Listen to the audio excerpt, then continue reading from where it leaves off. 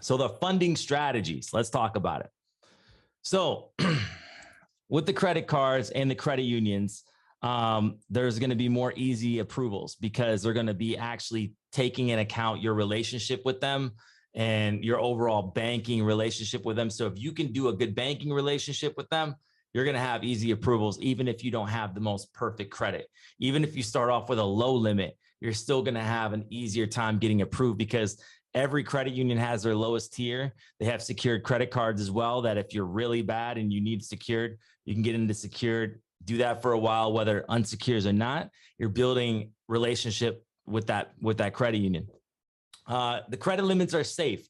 I don't hear about too many people getting their credit lines slashed or shut down unless they're doing something fraudulent or something really risque.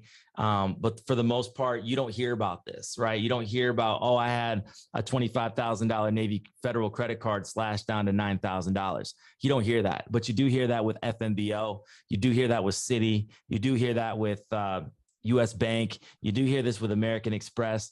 You hear this with Synchrony. All of these major banks are cutting lines like crazy. So the strategy is to do credit cards with credit unions because you're going to be safer with your limits. So when you get that approval, you can know, hey, my line's not going to get slashed, even with high utilization.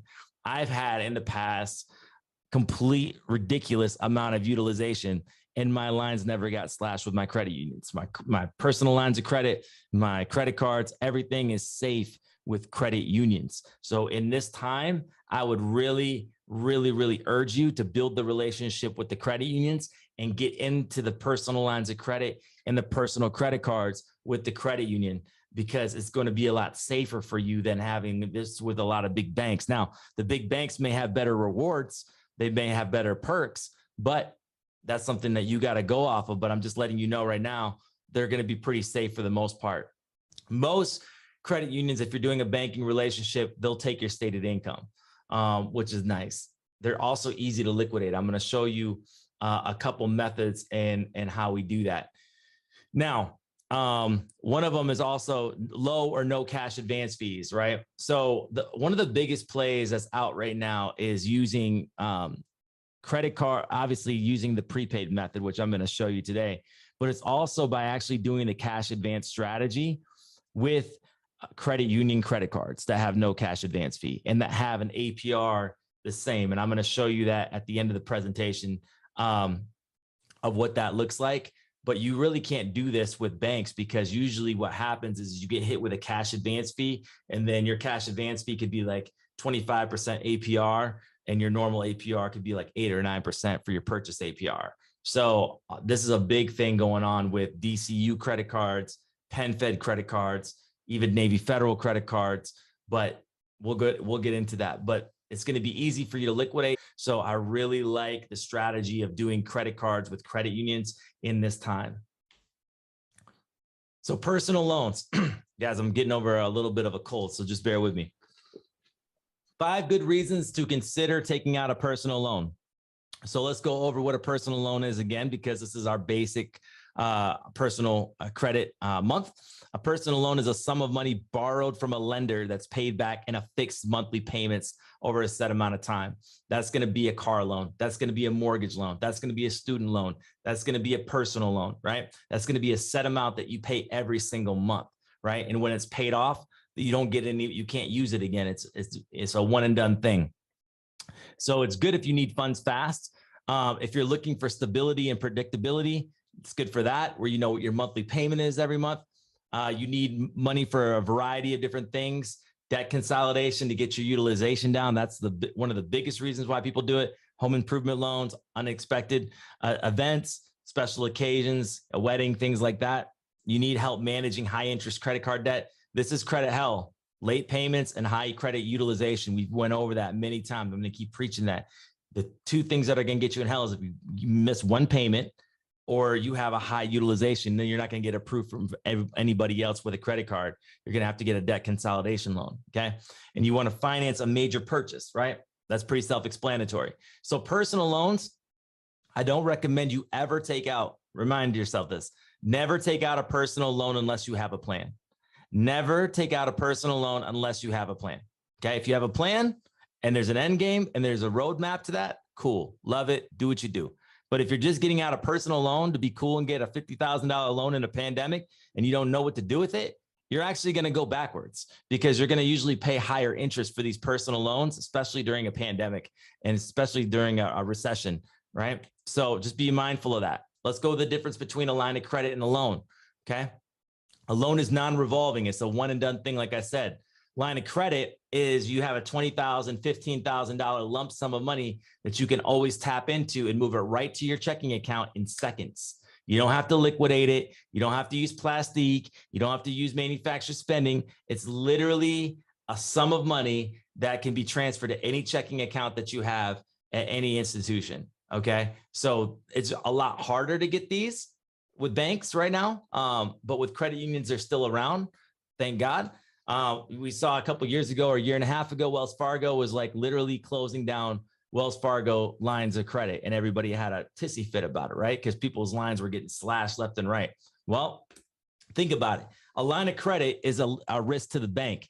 If you're not using a line of credit, the bank makes no money and it's extending credit. So why would a bank want to do that in today's time, right? Credit unions will if they have a good relationship with you, but most banks won't do that. So if you can have anything, I would recommend lines of credit, because that way you have the liquidity there. That way you have the capital there when you need it, but you're not paying interest for it until you actually use it. And it's simple interest, not compound interest, which we'll do another training on. And so they're either secured or unsecured. That's pretty self-explanatory. You can actually secure a line of credit with collateral as well. It can be used for anything that you want. This money, you can move into any checking account and you can buy crypto with it. You can buy stocks with it. You can buy whatever your heart pleases with it. You can buy real estate with it. A lot of real estate investors, they use business credit cards, 0%, and they use lines of credit all the time. They have a deal. They do a cash deal. If you have 4 institutions with $25,000 a line, now you have $100,000 in personal funding that you have access to whenever you want. How powerful is that for you, Mr. New Real Estate Investor or Miss New Real Estate Investor? Think about it. If you have the money ready on standby and you don't have to pay interest for it, why wouldn't you? If you need to jump into the real estate market and there's a house for a cash offer that's super low that needs some work, I mean, you could even lowball and just say, I'll do this instead, cash offer right now. You pull out the money, you sign the deed, done deal. Right? So this is going to be huge for people in these times, right? Business lines of credit, I recommend more, but it's harder to get those. These are going to report your utilization. So if you max it out, you need to understand that if you max it out and you don't pay it off in full, then your utilization is going to go sky high. Your credit score is going to dump, but that's okay if you have a plan for it. If you're buying real estate, and then you're going to be able to do whatever you do. It may just be a couple months at that. Remember, once you pay it down, your score goes right back up. So whenever you max something out, yes, there's some risk involved with some lines getting cut, but that's the biggest risk there is, because the moment you pay it down, your score goes right back up all over again. Okay. When you do a loan, you're automatically paying interest. You don't pay interest until you actually use it with the line of credit. Home equity line of credit, okay? I wanted you all to see that because we've been talking about HELOCs. Basically, what a HELOC is you're tapping into the equity of your home without having to sell it. So you're going to your credit union, you're going to your bank, preferably your credit union, and you're saying, listen, I want a home equity line of credit. I want a line of credit off the equity that's in my home right now. It's great because then you don't have to sell your home and you don't have to lose your position in it, and you stay in your home. You're literally just being able to have the equity available to you in a line of credit. Now, the downside of this, once again, is if you get into a situation where you can't pay it back, your home is not going to be yours anymore. This is a big risk. So I tell people, oh, have them for an emergency fund, use them when you need to use them, but don't be out there buying stuff that you don't need with them. Don't use this as a credit card on your home. It's literally to help you get out of bad situations like high utilization, paying off a business credit card for a month or two, and then repaying your HELOC with new business credit. Like it's just to circle the money. It's not for you to spend the money, right? And then a home equity. I'm not big onto the home equity loans, but sometimes you need them. So let's talk about some of the funding plays, and this is going to get more interactive in our Q&A session. So how do you find these funding plays? Well, you're like, how do you know all this stuff, right? There's the thing called Reddit, forums, FICO forums, my credit boards. Some people are generous with this information. There's a saying in the game saying the game's not to be told, it's meant to be sold, right? So they want you to pay for it, right? So a lot of times you're going to be able to find them in high-end mentorship groups or for free Facebook groups or Discord groups. But the bottom line is, how are you going to find this? By networking with people, by researching, by giving back in forums and all of that, right? You could post something and then somebody could side message you and be like, you know, this bank has X, Y, and Z, right? You're like, no, I didn't know that. Boom, now you know that. So people are your number one asset all the time. Like I tell people, relationships should be your number one currency, not actual currency, right? So always value people. When you're in forums, you can tell those people that are just takers versus those that give.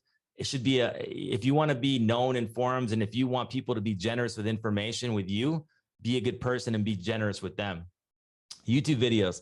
Sometimes you can catch a quick play that's active right away and you can run it. Some of you all have had success with some of the videos that I've made and have gotten funding. Well, you found that out through a YouTube video, right? So sometimes you got to just reverse engineer of like, how did I find out about this in the first place? Relationships with bankers. They can tell you different offers that they have that may not be public right now. Research on website and calling customer service. Obviously, this one comes with a caveat. Hang up and call 10 times if you need to, right? Networking events, major.